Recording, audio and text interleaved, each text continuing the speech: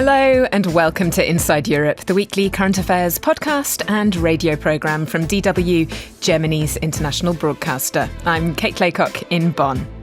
This week on the show. This is another lie that is being told intensively and has become a fact that you are now using to make a question. I have a challenging encounter with Albanian Prime Minister Edi Rama. And with just days to go before the NATO Security Summit in Ankara, we look at Turkey's crackdown on opposition and an ongoing spat about who gets to lead the Czech delegation. Should it be the President or the Prime Minister? That's all coming up here on Inside Europe.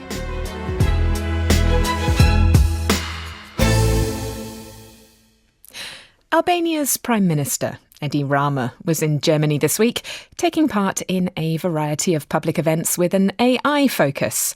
And as the first ever European leader to appoint an AI as a minister in his cabinet, Rama had a lot to say. He was less keen, however, to talk about the ongoing protests back home. Protests so big that they are being called the Flamingo Revolution. Flamingo after the bird whose habitat is being endangered by luxury developments along Albania's coastline. Developments which, protesters say, are being pushed through without public consultation or oversight.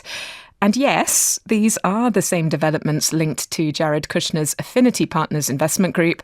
But as far as Albanians are concerned, the Trump-Kushner connection is only part of a much bigger story, one which has its roots in a 2024 law change which weakened environmental protection legislation in order to allow for luxury tourism developments in protected areas. So, with a large cross-section of Albanian civil society calling for his resignation, how does Prime Minister Rama intend to restore trust in his government? It was a question which I was able to put to Edi Rama himself on the fringes of the R26 Business and Innovation Summit in Bochum.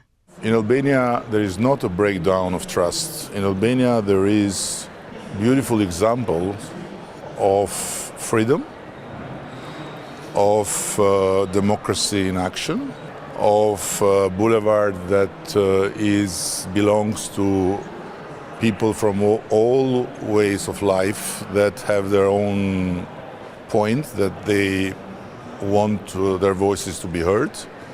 So this is credit to Albania, and this is not a problem.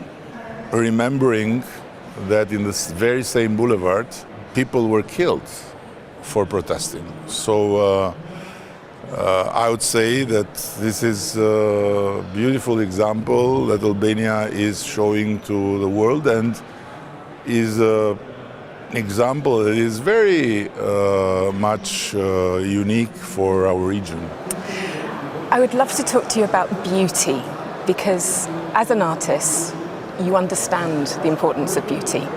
And you understand how the public transformation of space can change the way that a nation feels about itself. If the future of Albania looks like a Trump-Kushner luxury resort, what does that say about the Albania that you are creating? First of all, I can be lectured about many things. But there is one thing that nobody can lecture me, which is beauty.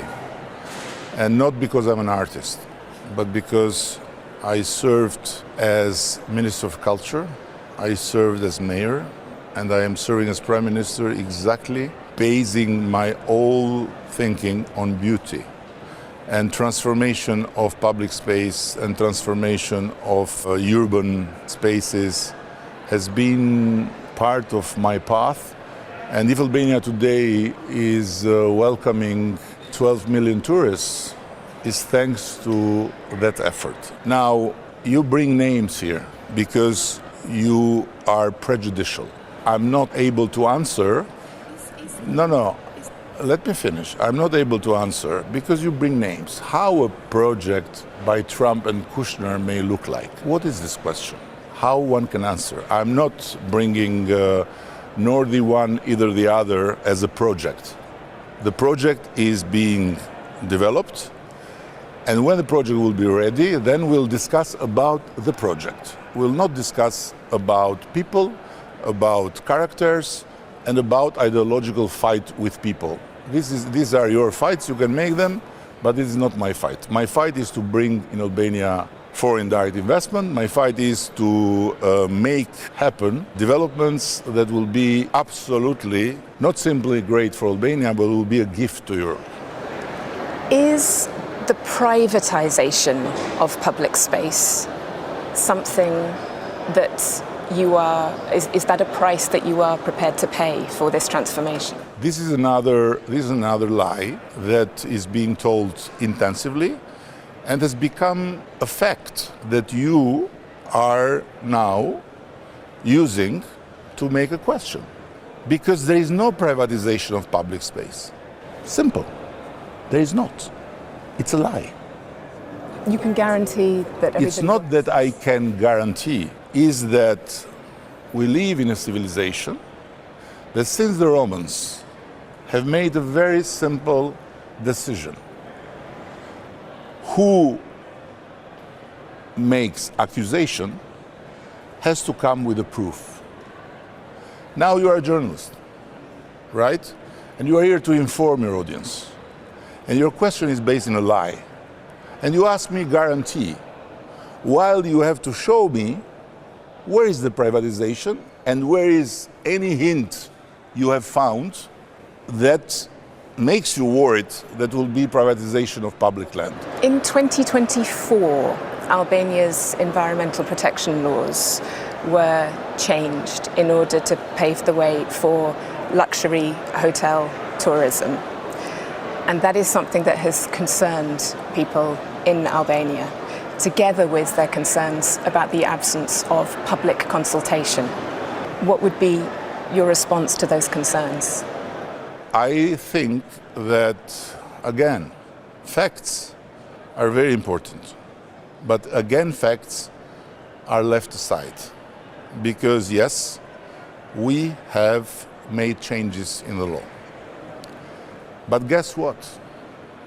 We didn't change the substance of the law, and our changes are not in breach with European standards and criteria, which we will make sure to be verified through a process that has to do with our negotiations. So again, prejudices are not arguments, and insinuations are not facts, and facts, it's the only thing I have.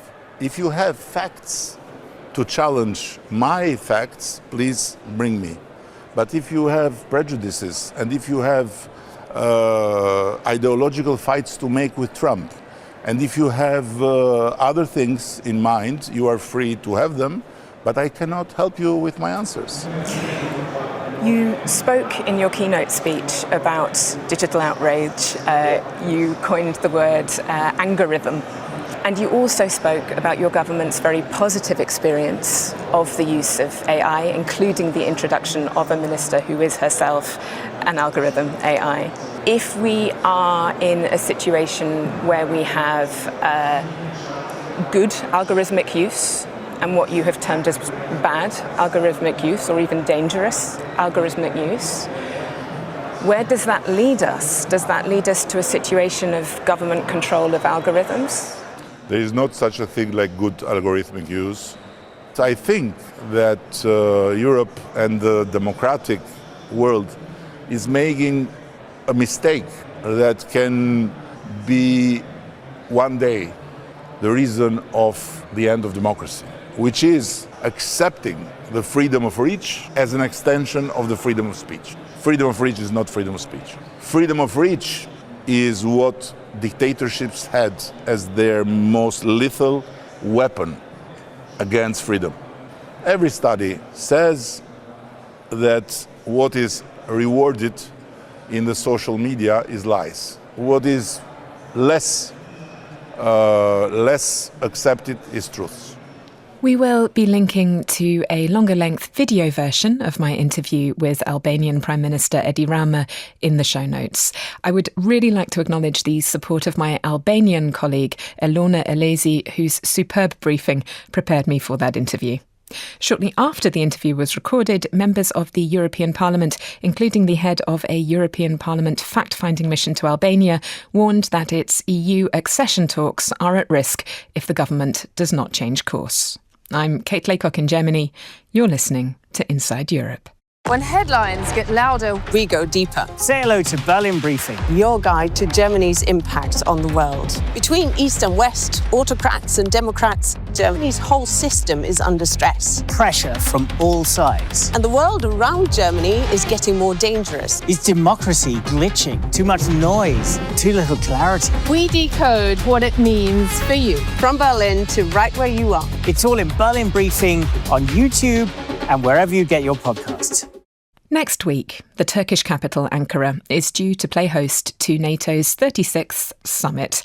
And the run-up has been tense, not just because of the ongoing war in Ukraine, but because of a sweeping security crackdown, which has targeted not only alleged members of the terror group ISIS, but civil society groups, journalists, LGBTQ+ activists, and environmentalists as well. Dorian Jones sent us this report from Istanbul. A slick video from the Interior Ministry shows heavily armed anti-terror squads storming homes throughout Ankara, billed as a crucial mission to secure the upcoming NATO summit. While the footage spotlights the capture of alleged Islamic State operatives, many among the hundreds arrested are actually members of Turkey's civil society. Among those detained is Yildiz Tar, editor of Kars, Turkey's only LGBTQ+ news portal. Lawyer Kerem Dikmen, who works on human rights for Kars, says the NATO summit is being used by authorities to crack down on Turkey's civil society. Of course, I'm sad because my colleague is in prison now, and I can't imagine the conditions in prison, the investigation based on terrorist crime. More than 200 arrested. Some of them members of Islamic State, some of them academicians, some of them LGBTI and environment activists, and every kind of activists in Turkey arrested. It is an unnamed war against Turkish civil society, including LGBTI people. I am curious about what do Western leaders who are participating to NATO summit feel. We have to ask these questions to them. Meanwhile, the main opposition Republican People's Party, the CHP, reels from its own legal onslaught. Hundreds arrested over the past year, dozens of mayors ousted, and in May, a court even removed its leader, Özgür Özel. İlham Özgel, a former deputy chair of the CHP, insists the moment has come for NATO leaders to confront Erdogan.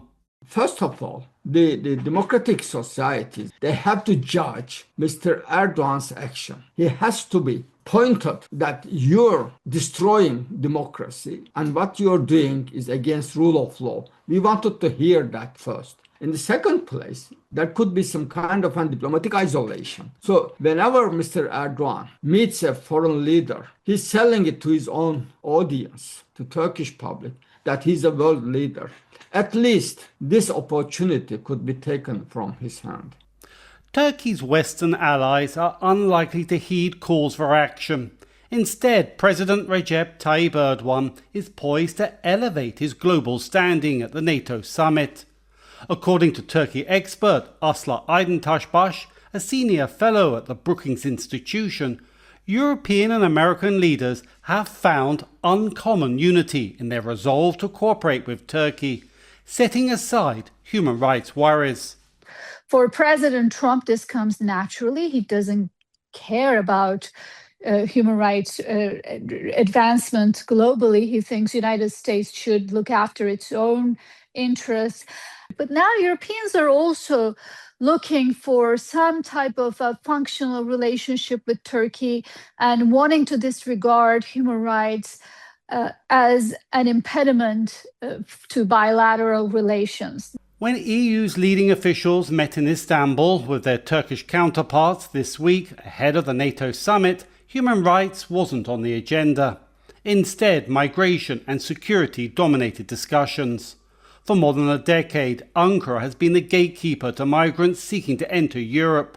Now, with NATO's second largest army and a rapidly expanding defence industry that has become a major exporter of military drones, Turkey is increasingly viewed as key to European security amid heightened concerns over Russia and questions about the United States' commitment to Europe's security. International relations expert Federico Donnelly of the University of Trieste says the EU's muted criticism of Turkey over human rights, despite the country officially remaining a candidate, confirms a shift in their relationship, which will be underscored at the NATO summit. The restraint of EU reaction is closely linked to an increase in recognition of Turkey's structural importance for European security. In the current environment, international environment, with the relationship with the US that is definitely less stable than the past. So in this context, Turkey is seen less as a candidate country and more as a strategic partner. As European leaders at the NATO summit push for deeper security ties with Turkey, the embattled opposition and broader Turkish civil society worry they are being sacrificed on the altar of Europe's security interests. Dorian Jones, DW, Istanbul. It's not just in Turkey that the run-up to next week's NATO summit has been turbulent. In Czech Republic, Czechia, a political spat has broken out which could have constitutional implications in terms of the distribution of power in the country. I asked Rob Cameron in Prague to unpick it for me. Yes, I mean, you could describe it as, a new version of Guess Who's Coming to Dinner or Guess Who's Not Coming to Dinner, because this is a quarrel, a spat between the president of the Czech Republic, Petr Pavel, on one side, and on the other, the Prime Minister, Andrej Babiš, and his foreign minister, Petr Matsinka. And it's all over who will represent this country at the NATO summit in Ankara next week. The government said that the delegation would be formed by members of the cabinet and led by Prime Minister Babiš.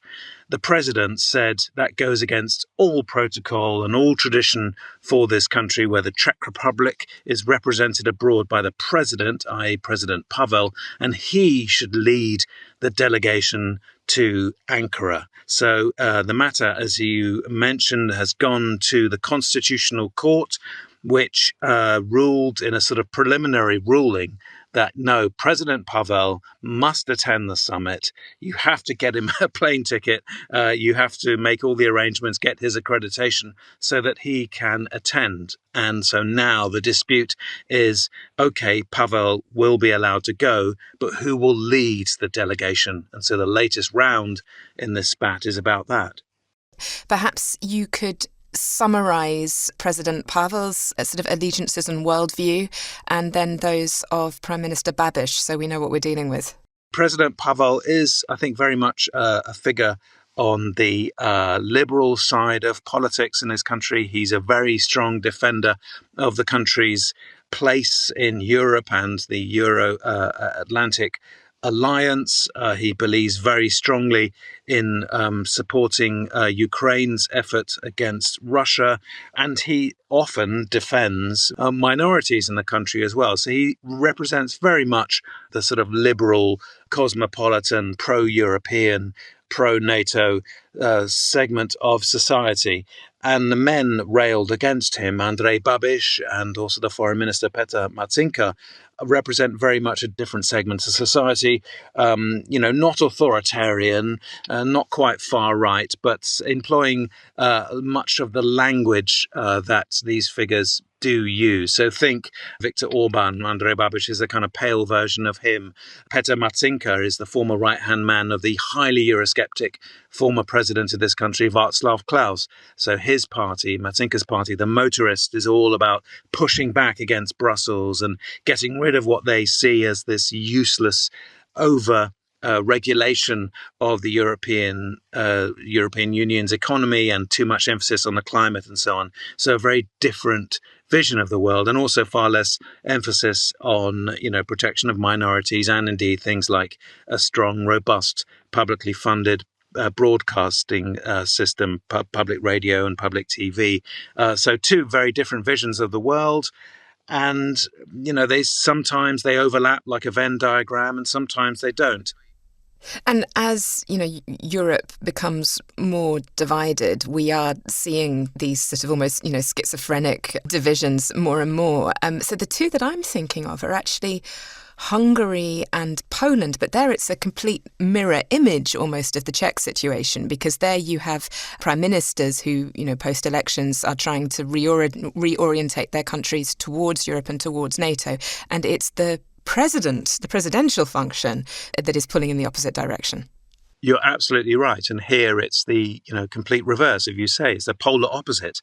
Every issue like this, like who represents the country at the NATO summit, everything really, should the Istanbul Convention be ratified, everything just becomes this kind of hot button cultural wars issue between these two competing visions of the country's place in the world. Should it be more European, more close to the European mainstream, or should it be range something against that and perhaps follow more in the vision of the world that the MAGA right in America is setting out? So it's a really interesting debate, I think, in society.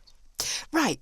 Rob, just a final question, because, there was actually, a date, I think it was 2023, wasn't it, when the Czech population basically really got to choose between the vision represented by Pavel and the vision represented by Babiš, because the presidential election then was between Pavel and Babiš.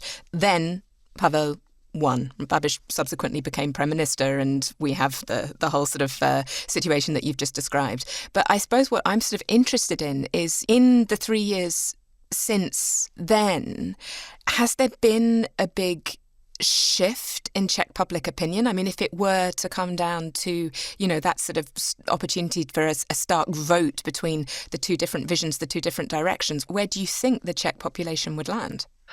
It's a really tough question, and it's tough to answer because of this dual system where you have these two competing centers of power. If you sit down with a Czech voter and say, who do you want to represent you at international summits, and they'll say, well, President Pavel, he looks great in a suit, he has a very attractive grey beard, and he has a very nice deep voice, and he certainly represents a lot of the values that we hold dear.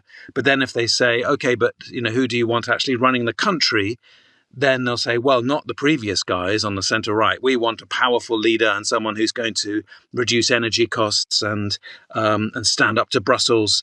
And so they will vote for Babiš as prime minister. And I think the problem is that the average Czech voter can hold these two competing ideas in his or her head at the same time. And that's why we're in such a, from the outside, confusing and often confounding situation. Rob Cameron, thank you for unpicking Czech cognitive dissonance for me. Thank you very much, Kate, for the invitation. If you'd like to reach out to us about any of the stories covered in this week's show, then our email address is insideeurope@dw.com. This is Inside Europe. I'm Kate Laycock in Germany.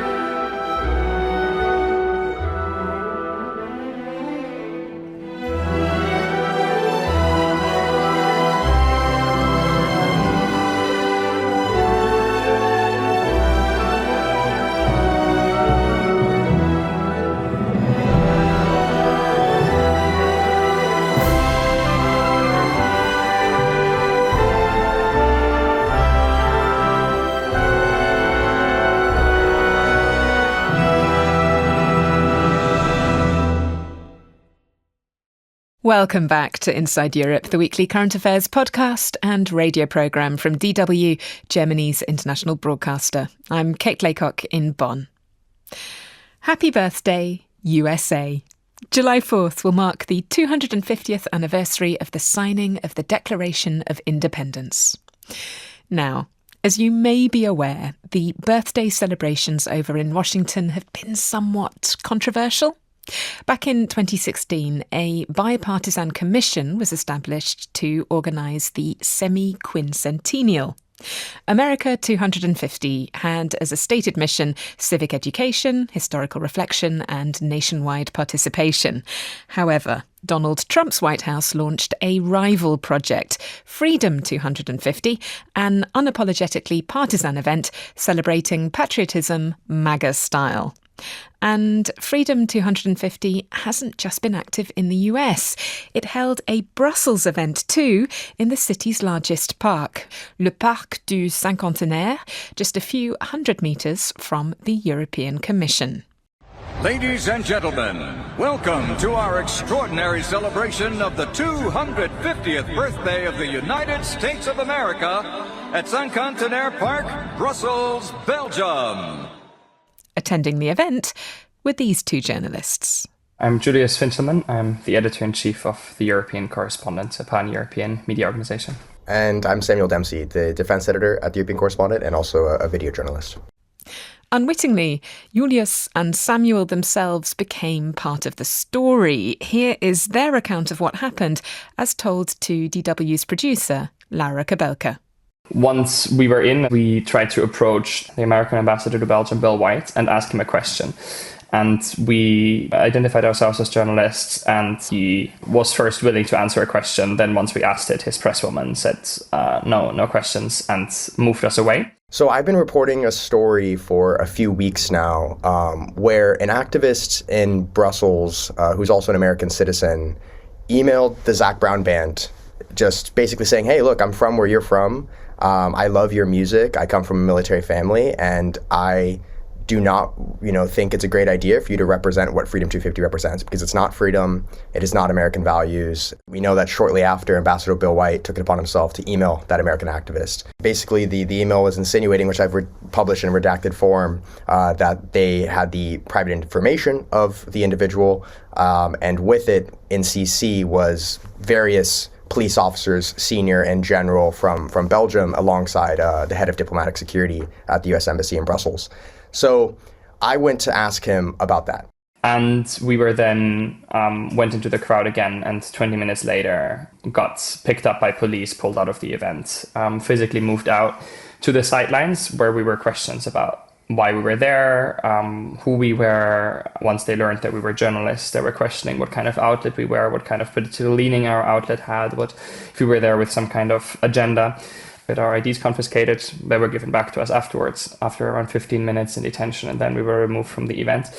And because on orders of the ambassador, Bill White, and this was Belgian police that did that on his orders. When they approached us, it actually was really hostile at first. And in the moment, it made no sense for myself what was going on. When finally things settled down a bit, they were like, yeah, we were just told that you were an active threat by the organizers, is what they said of the event. The organizers being the ambassadors of the event. And then later, we have that confirmed that we know that the ambassador said himself that he felt that his safety was under threat.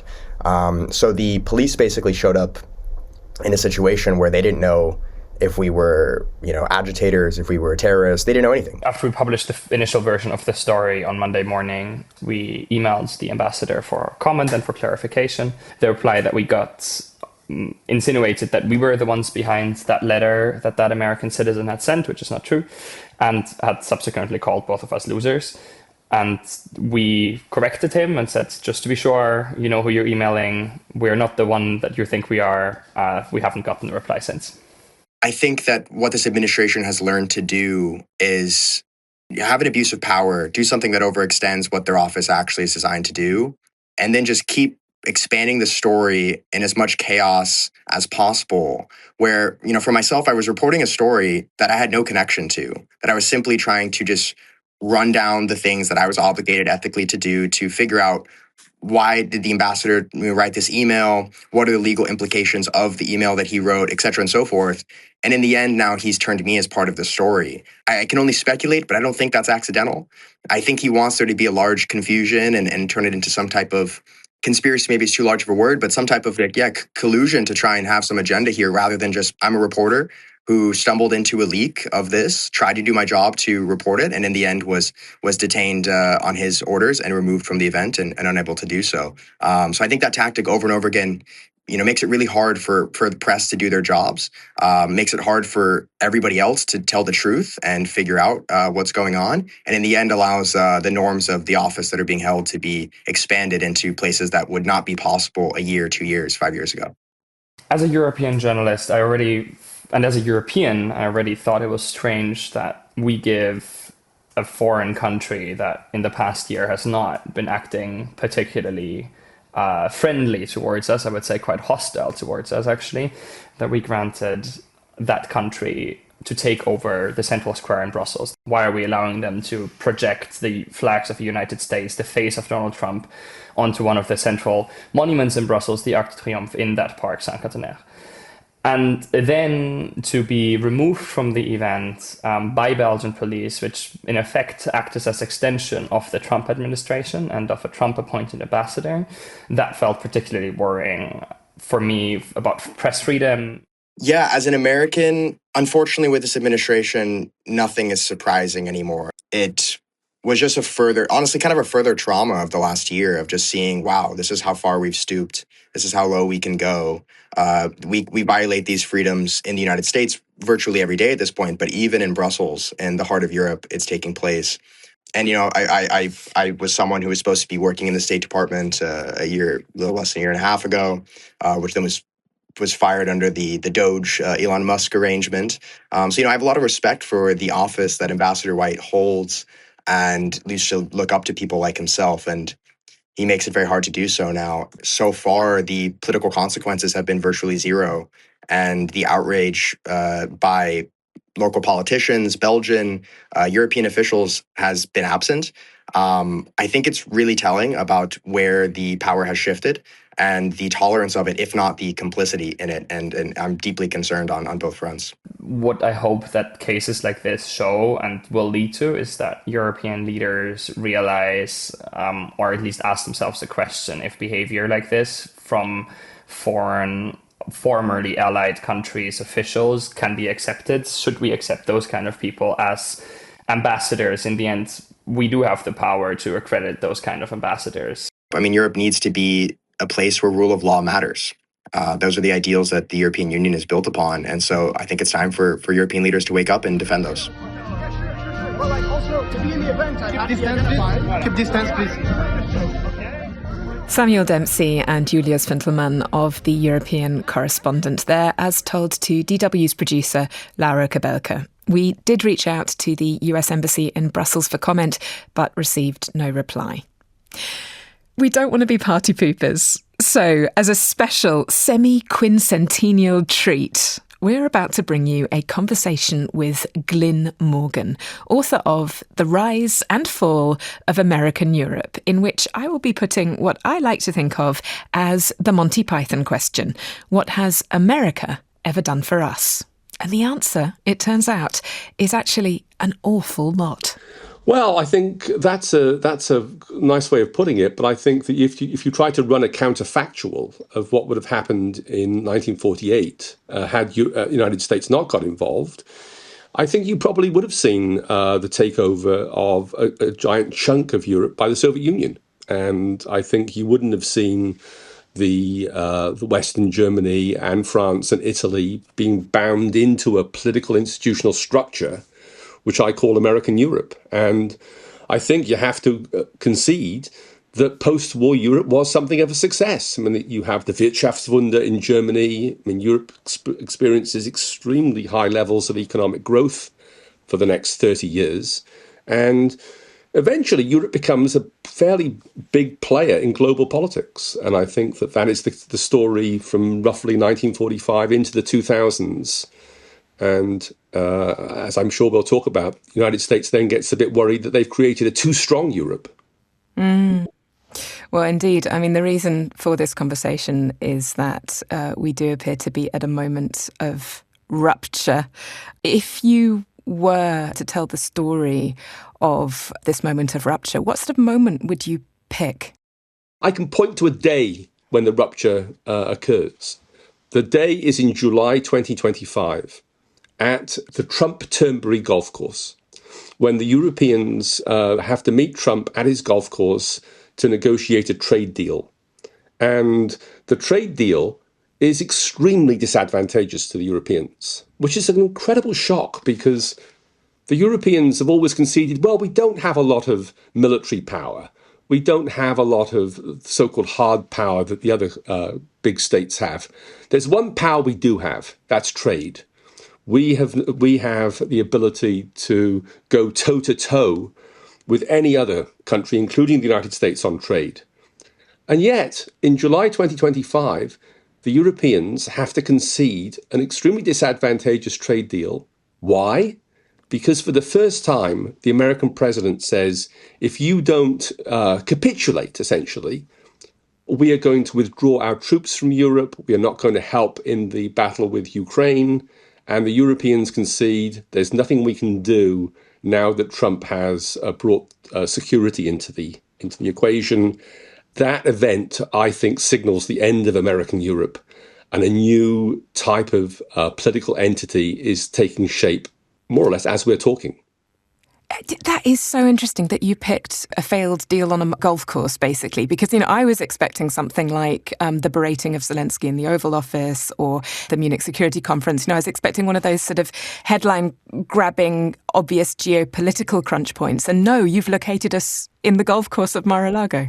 Yeah, well, not Mar-a-Lago. It's the golf course in the west coast of Scotland, which is even worse because they've had to go all the way up to the west coast of Scotland and meet Trump at his European outpost. And there's if you want to really, this is probably the wrong thing to say for a radio conversation, but if you wanted a visual picture of this, there's a wonderful photograph that takes place with Donald Trump holding up his thumb and smiling right next to Ursula von der Leyen, who's holding up her thumb and smiling.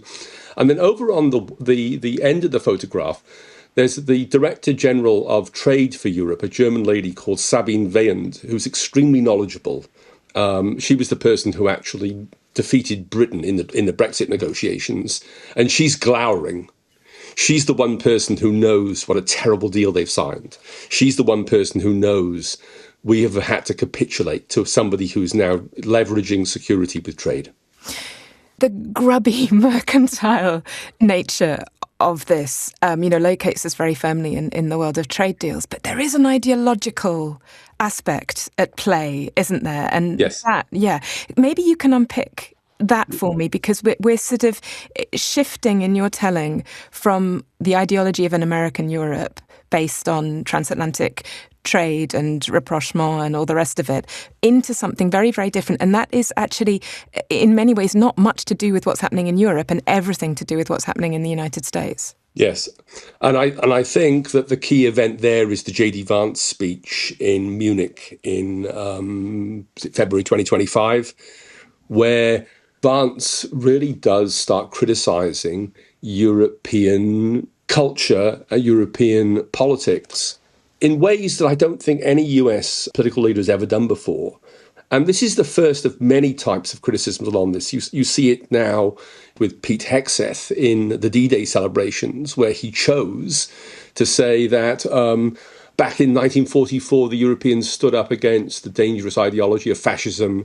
They've now conceded to the equally dangerous ideologies flooding across their borders from immigrants. And the United States is here to bring the lesson of national sovereignty, to remind Europeans that global governance is a bad idea. And the Europeans really need to pull up their socks and think more about defending the Western way of life. So one of the reasons why I think we can talk about the end of American Europe, the end of a period that lasts roughly from 1945 to 2025, is that it, as you say, it combines not merely security and trade changes, but also a major cultural or civilizational divide between Europe and the United States. And the United States wants to transform European culture in an American direction. And they are pressing very hard on this. Which, in a way, is nothing new. It's just that the direction that America has taken has shifted. Absolutely. So I think you have to remember that America today is going through something like a cultural war internal to its own politics. There's a sense from, let's call them the MAGA right, that we've won the election. We have the presidency. We have the Senate. We have Congress. We have the judiciary. But unfortunately, we don't control America. And the reason why we don't control America is because woke liberals, or what I call in the book the Brahmin left, are in charge of the universities. They're in charge of the media. They're in charge of the civil service. They're in charge of the foreign policy. And if we in the MAGA movement want to control America, we have to fight a cultural battle against that woke liberal elite. And so that's what's going on. And Europe's got sucked into it because Europe represents the end point of a woke liberal way of life. Right, which is so interesting because Europe effectively becomes the bogeyman or the surface onto which all of these cliches, these Feindbilder, sort of images of the enemy get projected. Yes, absolutely.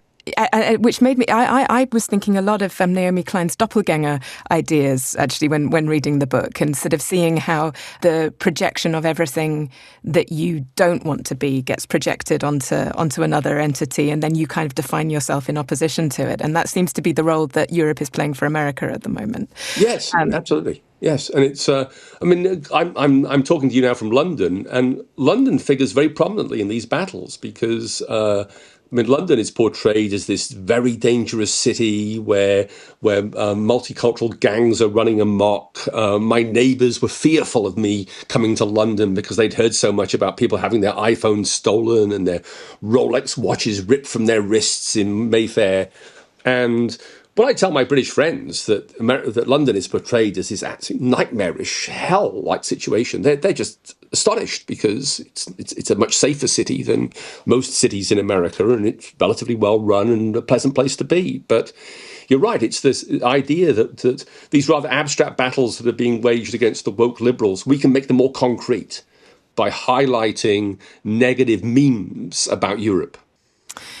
So, where does this leave Europe? And I am conscious that when I say Europe, there are many Europes, and there is an increasingly strong Europe that is right on board with exactly the kind of ideologies that we've just been discussing. Yes. So I am conscious that when I say Europe, really what I mean is the Europe of the Brahmin left. Brahmin left being a Thomas Piketty term. So what we're talking about here is a sort of an intellectual, cultural, liberal Europe.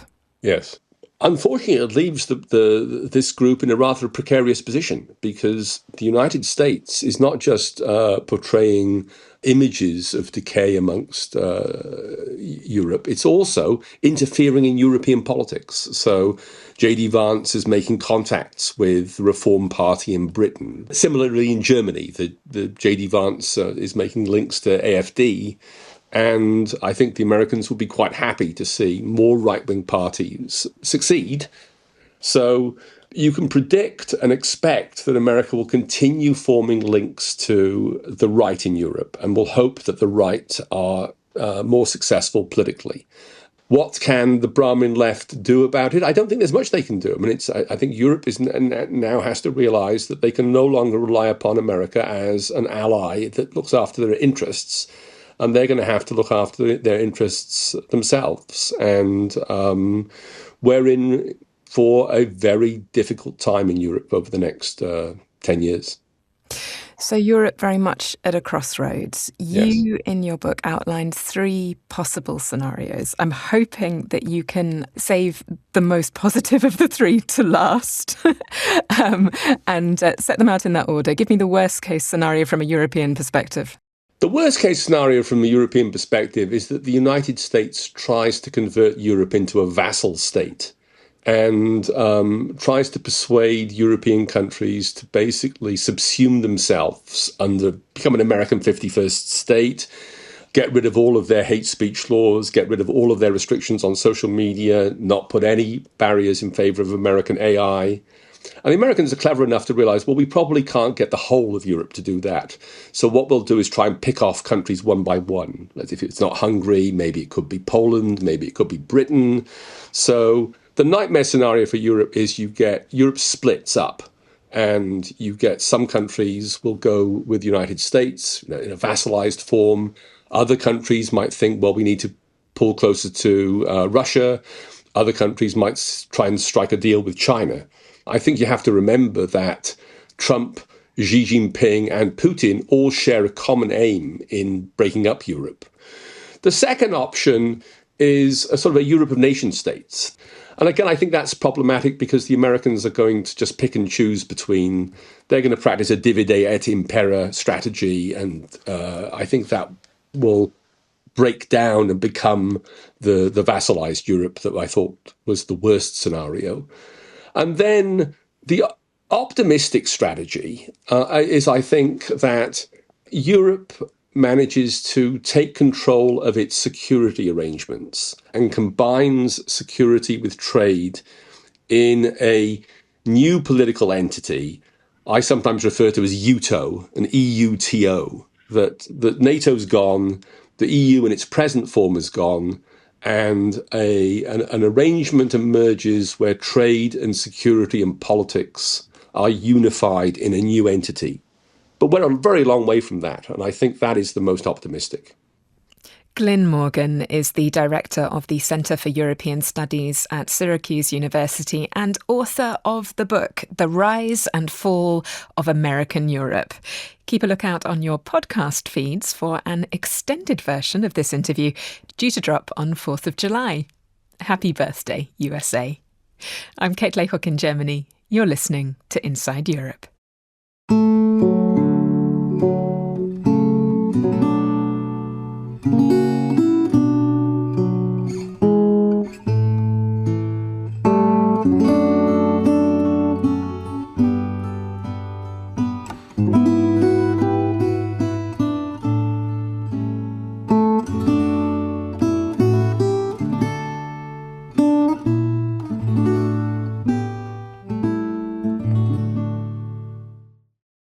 Finally, this week, just time to check in with Ireland, which takes over the rotating presidency of the Council of the European Union this week.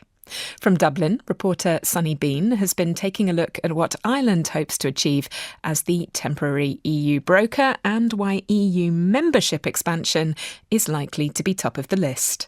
This week, ministers and diplomats from across Europe descend on Dublin as Ireland takes over the rotating presidency of the Council of the European Union. One of the biggest priorities, enlarging the European Union and prioritising countries' trajectories to join the Union next.